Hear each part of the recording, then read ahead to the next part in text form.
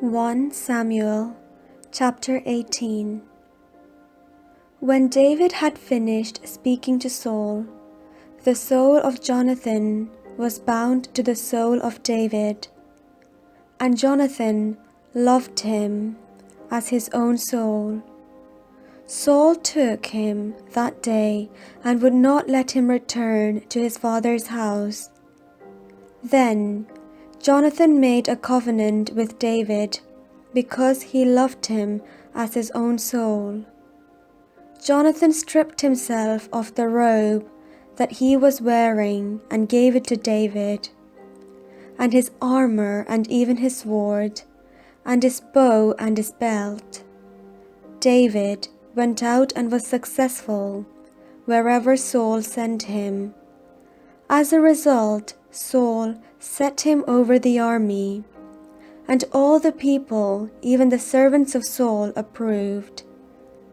As they were coming home, when David returned from killing the Philistine, the women came out of all the towns of Israel, singing and dancing to meet King Saul, with tambourines, with songs of joy, and with musical instruments. And the women sang to one another as they made merry. Saul has killed his thousands, and David his 10,000s. Saul was very angry, for this saying displeased him. He said, "They have ascribed to David 10,000s, and to me they have ascribed thousands. What more can he have but the kingdom?" So Saul eyed David from that day on. The next day, an evil spirit from God rushed upon Saul, and he raved within his house. While David was playing the lyre, as he did day by day, Saul had a spear in his hand, and Saul threw the spear, for he thought, "I will pin David to the wall." But David eluded him twice. Saul was afraid of David, because the Lord was with him, and he had departed from Saul. So Saul removed him from his presence, and made him a commander of 1,000. And David marched out and came in, leading the army. David had success in all his undertakings, for the Lord was with him. When Saul saw that he had great success, he stood in awe of David. But for all Israel and Judah loved him, for it was he who marched out and came in, leading them. Then Saul said to David, "Here is my elder daughter, Merab. I will give her to you as a wife. Only be valiant for me, and fight the Lord's battles." For Saul thought, "I will not raise a hand against him. Let the Philistines deal with him."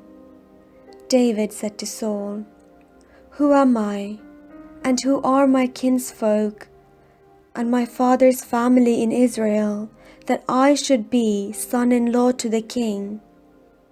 But at the time when Saul's daughter Merab should have been given to David, she was given to Adriel the Meholathite as a wife. Now Saul's daughter Michal loved David. Saul was told, and the thing pleased him. Saul thought, "Let me give her to him, that she may be a snare for him, and that the hand of the Philistines may be against him." Therefore Saul said to David a second time, "You shall now be my son-in-law." Saul commanded his servants, "Speak to David in private, and say, 'See, the king is delighted with you, and all his servants love you. Now then, become the king's son-in-law." So Saul's servants reported these words to David in private, and David said, "Does it seem to you a little thing to become the king's son-in-law? Seeing that I am a poor man and of no repute."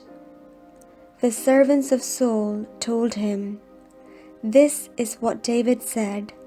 Then Saul said, "Thus shall you say to David, 'The king desires no marriage present except 100 foreskins of the Philistines, that he may be avenged on the king's enemies.'"